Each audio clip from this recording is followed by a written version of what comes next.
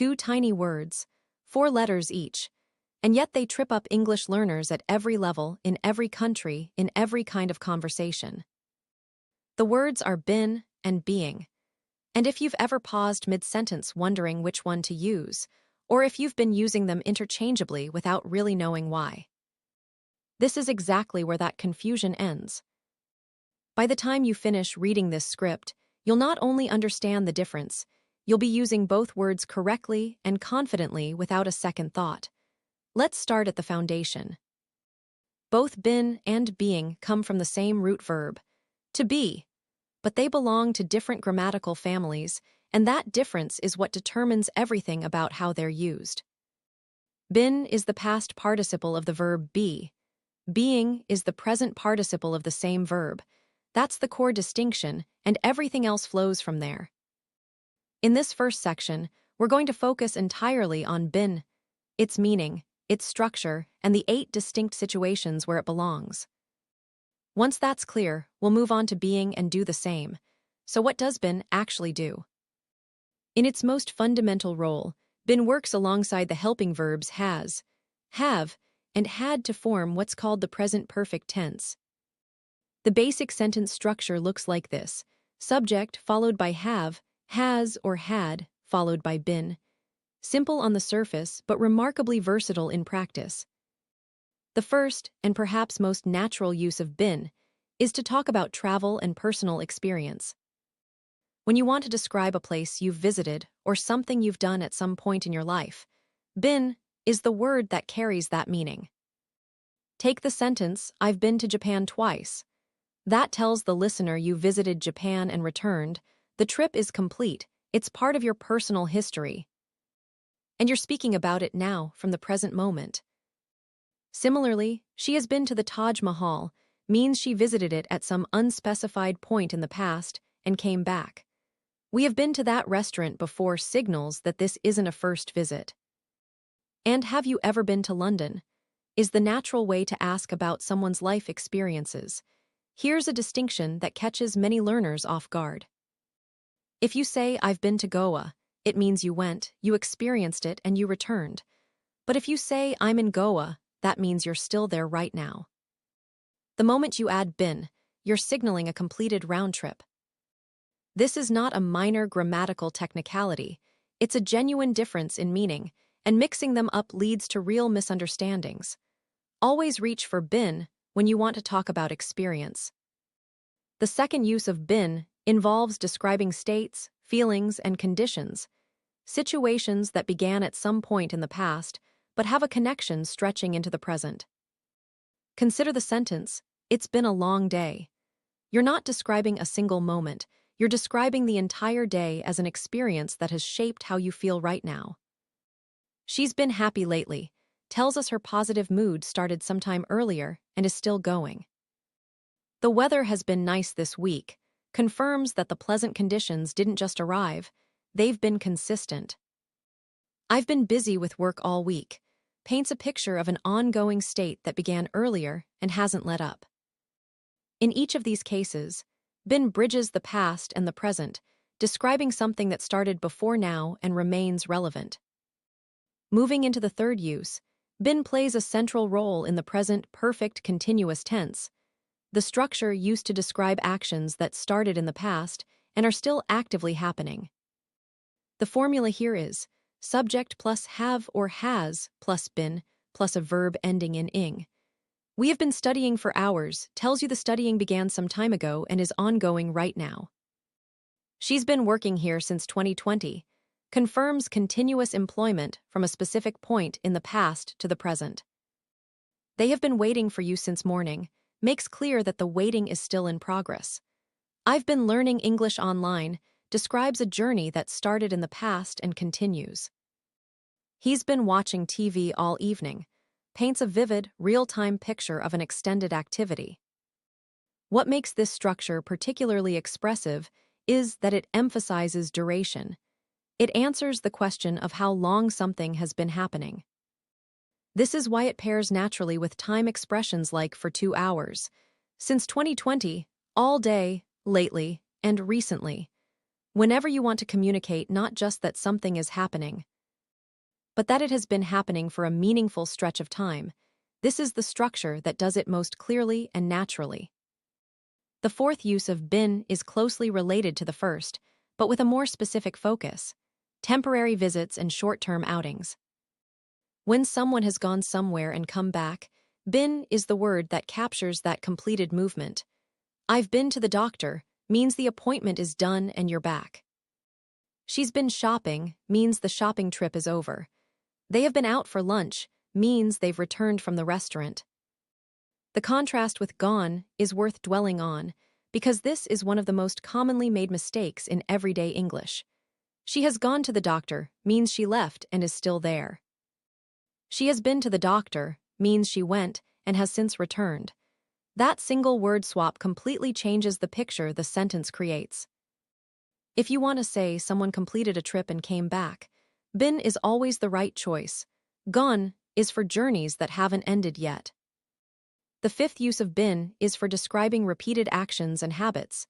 Things done not just once, but again and again over time, up to and including the present. When you want to convey frequency or recurrence, been, combined with a continuous form, gives you exactly that. I've been telling you this for years isn't about a single conversation. It's about a pattern of advice or warning repeated across countless exchanges. She has been calling me every day this week. Tells you the calls happened on Monday, Tuesday, Wednesday, day after day in sequence. We've been going to that cafe for months. Suggests a regular routine, perhaps several visits per week over an extended period.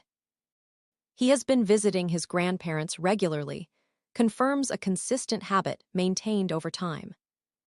The key quality this use of been adds is frequency. It signals that something has happened multiple times, not just once, and that this repetition has continued right up to the present moment. Whenever you want to express that something is a recurring pattern rather than a single event, this is the structure that communicates it most naturally. The sixth use involves change, development, and progress over time.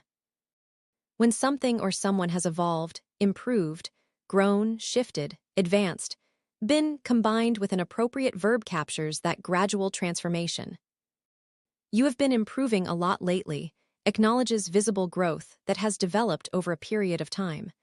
My English has been getting better, describes an ongoing upward trajectory. It has been more challenging to find time for hobbies, reflects how circumstances have shifted. Life has been treating me well, summarizes a positive stretch of time.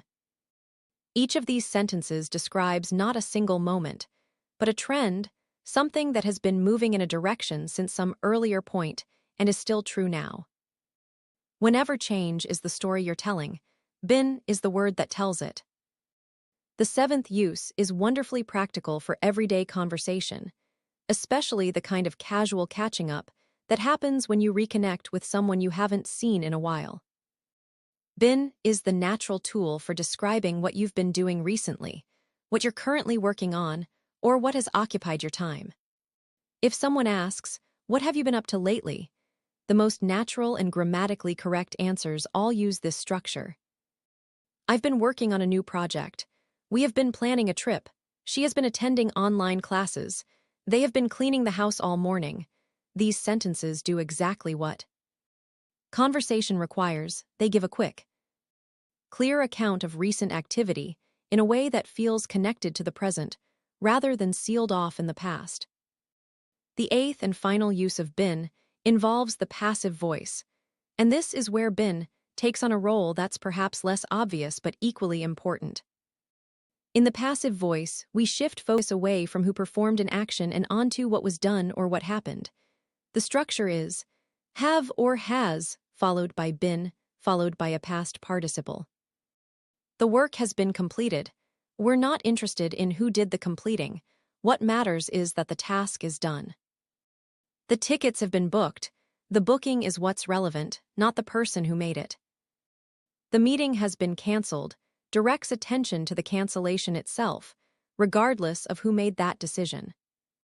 The car has been repaired, and my bag has been stolen follow the same logic. In both cases, the focus is entirely on what happened to the object in question, not on the agent behind the action. This passive construction appears constantly in both formal and everyday English, in announcements, updates, reports, and casual conversation alike. Recognizing it and being able to use it confidently adds significant range to your communication. So there you have the full scope of BEN. 8 uses that allow you to talk about personal experience, emotional states, ongoing actions, completed visits, repeated habits, gradual change, recent activity, and passive outcomes.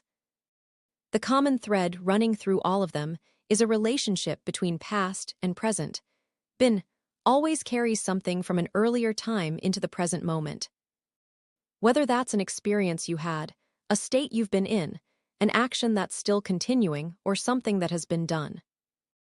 That past-to-present quality is the heart of what BEN expresses. Now we turn to being, the present participle, and a word with its own distinct set of uses and its own patterns. Just as BEN works with has, have, and had, being always appears alongside am, is, are, was, or were, and the situations where being belongs are meaningfully different from those where BEN fits. The first, and one of the most frequently used functions of being, is to describe temporary behavior or attitude. When someone is acting in a way that's out of character, not representative of who they normally are, but simply how they're behaving right now in this moment, being is the word that signals that temporariness. You are being rude doesn't mean you're a rude person by nature. It means you're acting rudely at this specific moment, and the implication is that this isn't your usual way. She's being kind today suggests this level of kindness is perhaps more than usual, or simply that it's a present-tense observation about her current behavior. He was being silly at the party tells us his behavior at that particular event was sillier than he typically is. They are being noisy again reports on what's happening right now. The distinction between he is rude and he is being rude is one of the most important in this entire lesson. The first statement describes character, a fixed, stable quality of who he is. The second describes behavior, something he's doing in the moment that may or may not reflect who he actually is. That single word, being, transforms a judgment about identity into an observation about present conduct. It's a subtle difference, but it changes the meaning of the sentence entirely. The second use of being mirrors the passive voice function of BEN, but with a crucial difference in timing. Where BEN in the passive describes something that has already happened, being in the passive describes something that is happening right now, at this very moment, or around this period in time. The structure for this is, are, was, or were, followed by being, followed by a past participle. The road is being repaired, the repair crew is out there working as we speak. The movie is being filmed in Mumbai, cameras are rolling right now. The car is being washed, someone is actively washing it at this moment. Dinner is being served, the food is on its way to the table right now. The project was being discussed when I arrived. The conversation was already in progress at the moment of arrival. In every one of these sentences, the focus is on the action itself rather than on whoever is performing it.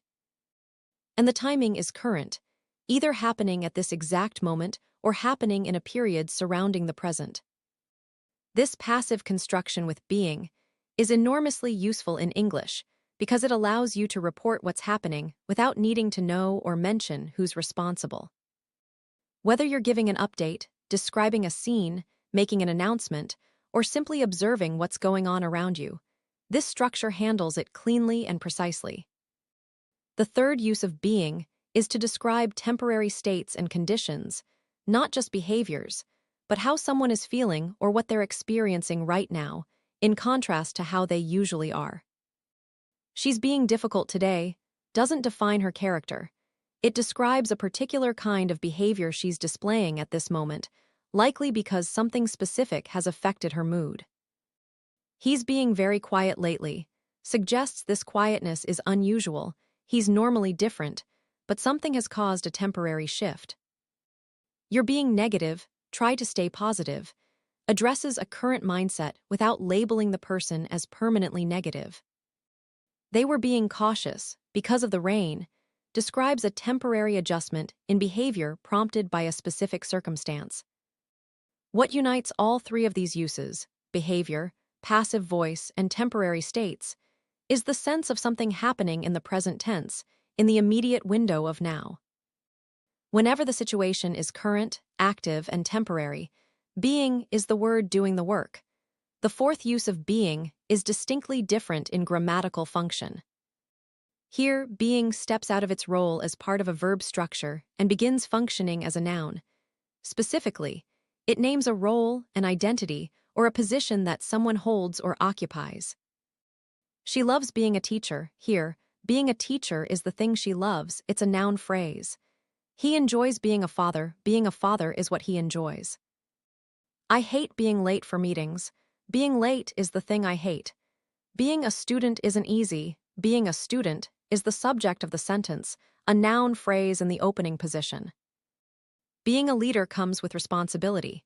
Again, being a leader names a role and serves as the sentence's subject. In each of these examples, being is not describing an action in progress or a passive event, it's naming something. It labels a state of existence, an identity, or a role, and it does so in a way that allows it to occupy any position in a sentence that a noun could occupy. This is what grammarians call the gerund function, and it's one of the most flexible and frequently used patterns in natural English. The fifth use of being is particularly relevant in formal and written English, where it appears as part of an explanation for why something happened or why someone was treated in a particular way. In these sentences, being appears after the preposition for or the phrase because of, and it introduces a reason or a cause. The structure is for plus being plus an adjective. She was praised for being honest. The honesty is the reason for the praise. He got a promotion for being hardworking. His work ethic is the cause of the reward. They were criticized for being rude. The rudeness is what drew the criticism. I thanked her for being helpful. The helpfulness is the reason for the gratitude. In all of these, being connects an outcome to its cause in a grammatically clean, elegant way. This construction is especially common in formal writing, professional communication, and situations where you want to state a reason precisely and concisely. The sixth use of being ventures into more advanced grammatical territory. In formal and written English, been and being can actually appear together in the same sentence without any error, though this pattern is almost never used in spoken conversation. The construction has been being, or have been being describes a process that has been ongoing continuously for an extended period. The document has been being reviewed for weeks, tells us that the review started some time ago and is still continuing without interruption. This is an advanced structure that appears in formal reports, academic writing, and professional documents, and if you're preparing for a high-stakes language exam. Using it correctly can genuinely demonstrate a sophisticated command of English grammar. The seventh use of being takes it completely out of the grammatical structures we've been exploring and into a purely nominal role. Being, used simply as a noun meaning a living creature. A form of life, or an entity that exists. Human beings are social creatures. Here, beings is a plural noun meaning people, members of the human species. Every living being deserves respect, treats being as a synonym for creature or life form. She believes in spiritual beings, uses the word to describe entities in a spiritual or metaphysical sense. The forest is full of mysterious beings, conjures unseen creatures or unknown forms of life inhabiting the woods. In these sentences, being carries none of the grammatical weight we've been exploring in its participial or gerund roles. It's simply a word for a living or existing entity, and it's a meaningful part of the English vocabulary in philosophical, spiritual, scientific, and literary contexts. Understanding this use rounds out the complete picture of what being can do, showing that it functions not only as a grammatical tool, but as a content word with its own distinct meaning. The eighth and final use of being returns it to its gerund function, but in a specific grammatical context, following prepositions or certain verbs, where it operates like a noun, describing an action or a state. I'm tired of being ignored. Of is the preposition, and being ignored is what follows it as a noun phrase. She apologized for being late, for introduces the gerund phrase. He admitted to being wrong, to leads into being wrong as a noun phrase. They are excited about being chosen. About is the preposition, and being chosen is the thing they're excited about. Thank you for being so patient. For introduces the reason for gratitude, expressed as a gerund phrase. In all of these constructions, being doesn't describe an action currently in progress or a passive event. It functions grammatically like a noun, naming an experience, a state, or a condition that serves as the object or complement of the verb or preposition that precedes it. This is the gerund in its purest form, and it's a pattern that appears constantly in natural English conversation and writing. Now that both words have been covered in their full depth, all 8 uses of been and all 8 uses of being, it's worth stepping back and crystallizing the core distinction that separates them, because that core distinction is what makes the difference in real-time communication. Been lives in the past to present space. It always connects something that happened, existed, or began in the past to a present moment of relevance. It works with have, has, and had. Whether you're talking about a place you visited, a feeling you've had, an action you've been doing, a change that's occurred, or something that was done, been is the word that carries that past experience into the present conversation. Being lives in the present and the conceptual. It describes things that are happening now, states that exist temporarily, actions currently in progress, roles someone occupies, reasons for things. And in its noun form, living entities or ongoing processes. It works with am, is, are, was, and were in active constructions, and it works as a gerund, functioning like a noun in a wide variety of sentence structures.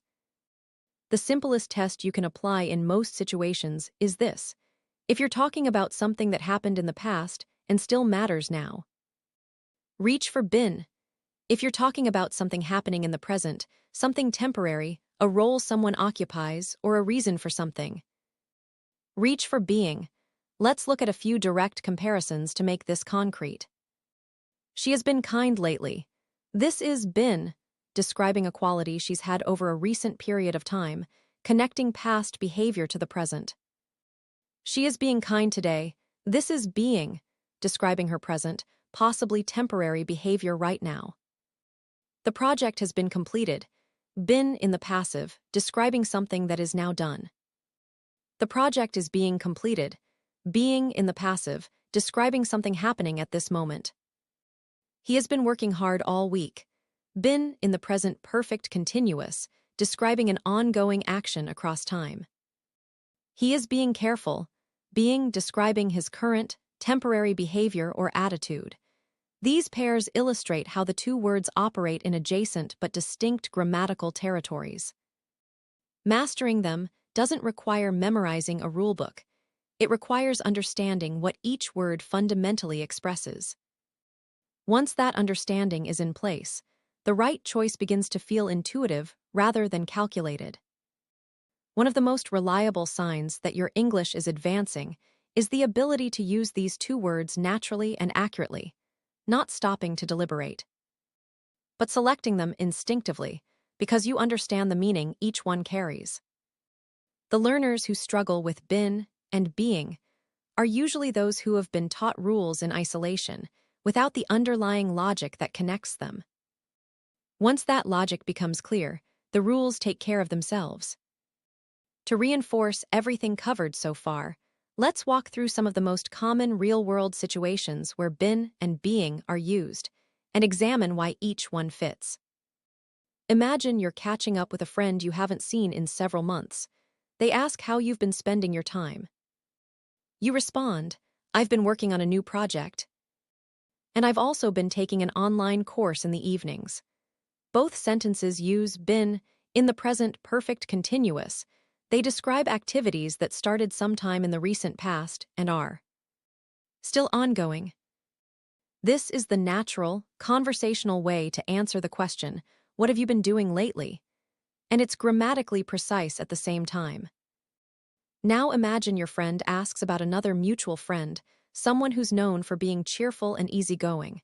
You say, "She's been really quiet lately. I think something's bothering her." Here, Bin describes a state that's different from her usual one, observed over a recent stretch of time.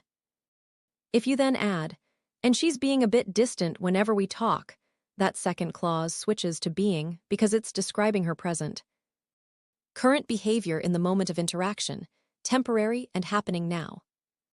Consider a workplace scenario. You're asked whether a report is ready. You respond, "The report has been sent to the client," been in the passive, confirming a completed action. But if the report is still in progress, you'd say, "The report is being finalized right now," being in the passive, describing an action currently underway. The shift from one to the other reflects the shift in timing, completed versus ongoing, and been versus being is what carries that timing distinction. In a more social setting, someone remarks about another person's unusually aggressive behavior in a meeting.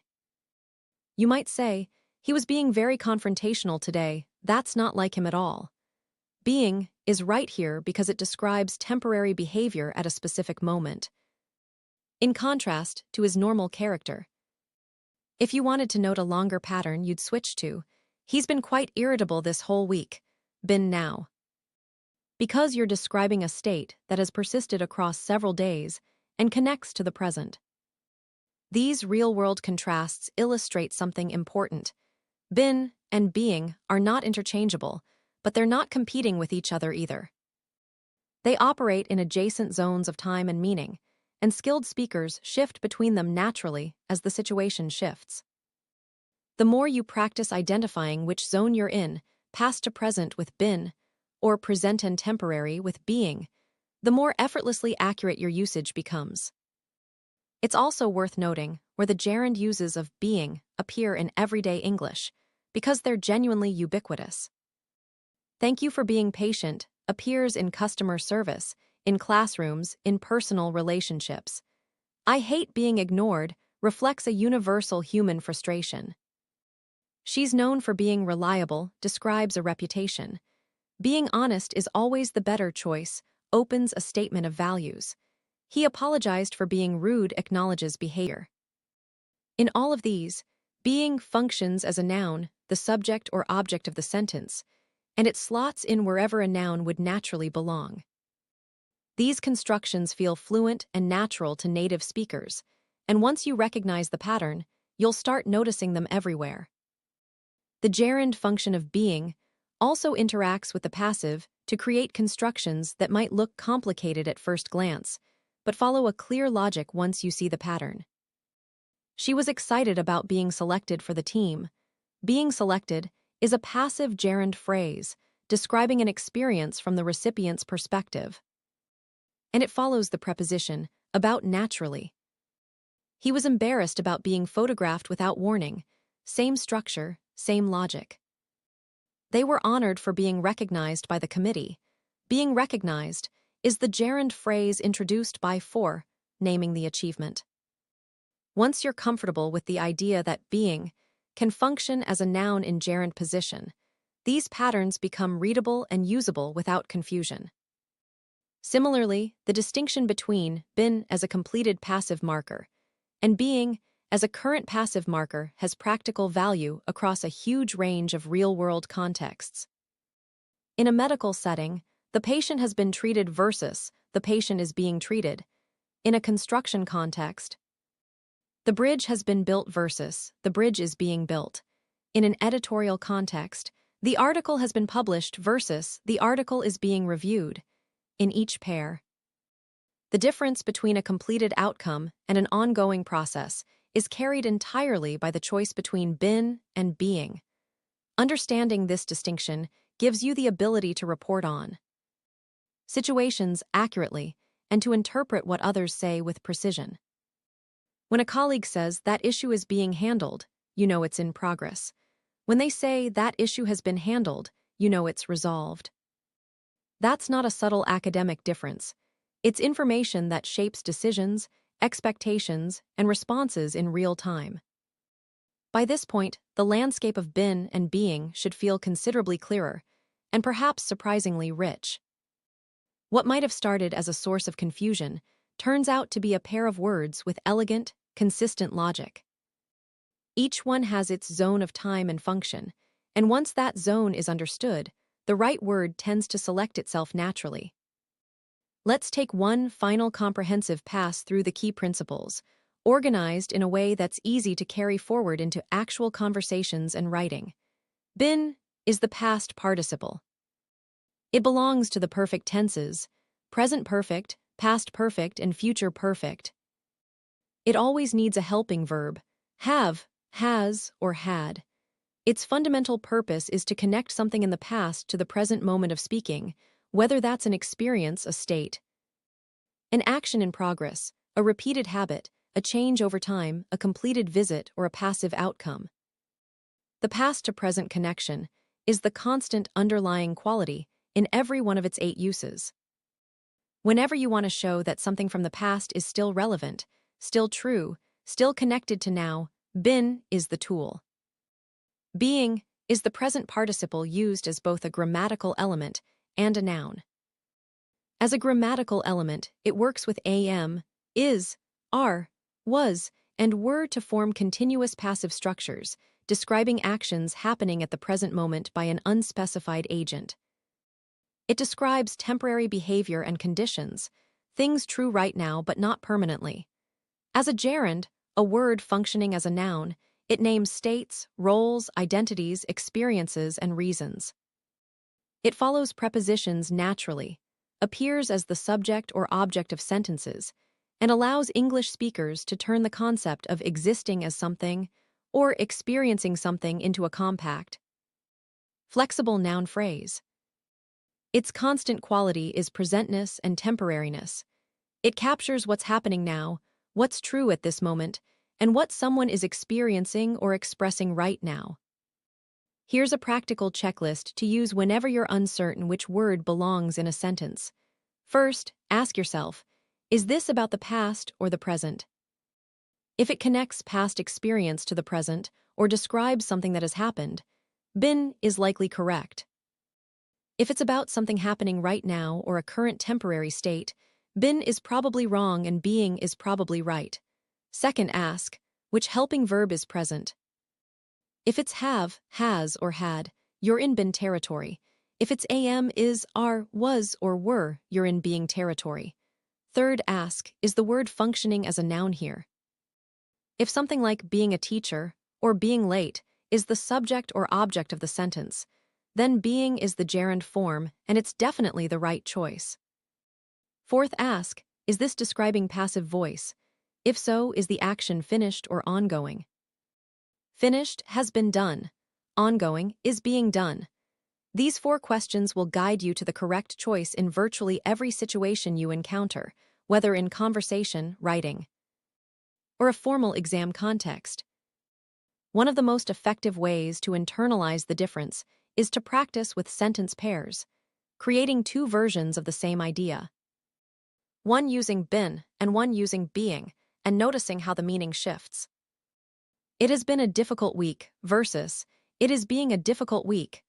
The first is natural and correct, the second is grammatically wrong in standard English, which shows that been is right for describing a state across time. The cake is being made right now versus the cake has been made, both correct, but one describes a current process and one describes a completed outcome. She was being generous yesterday versus she has been generous lately. One describes behavior at a specific moment, the other describes a quality observed across a recent stretch of time. Creating your own sentence pairs like this is one of the fastest ways to build the kind of intuitive fluency where you no longer need to think consciously about which word to use. When you've encountered enough contrasting examples, the feel of the language starts to do the work for you. for learners who are preparing for standardized English exams. The been and being distinction is not a minor grammatical footnote. It's a feature that appears across multiple sections and multiple question types. The passive voice constructions, the present perfect continuous, the gerund after prepositions, all of these are tested, and all of them hinge on the correct use of these two words. Mastering them isn't just about speaking naturally in everyday life. It's about demonstrating grammatical range and precision in formal assessment contexts. And for learners whose primary goal is conversational fluency rather than exam performance, the payoff is equally real. Using been and being correctly is one of the markers that separates intermediate English from truly confident, natural-sounding communication. It's the difference between a sentence that technically conveys your meaning and a sentence that conveys it precisely, in the way a fluent speaker would. The path from confusion to confidence with these two words is shorter than it might seem. It begins with understanding what each word fundamentally expresses, past to present relevance for been, present reality, and gerund naming for being.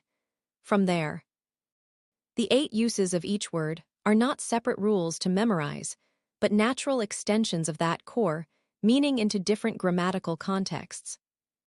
Learn the core, and the extensions follow logically. Practice with real examples, notice the word in authentic English around you, and create your own sentences using both words in as many different contexts as you can find. The more you engage with the language actively, not just studying about it but using it, making mistakes, correcting them, and using it again, the faster these patterns become second nature. And that is, ultimately, what learning English is about. Not perfect theoretical knowledge, but the ability to communicate clearly, accurately, and with genuine confidence in any situation you find yourself in. Keep learning, keep practicing, and watch how quickly the confusion gives way to clarity.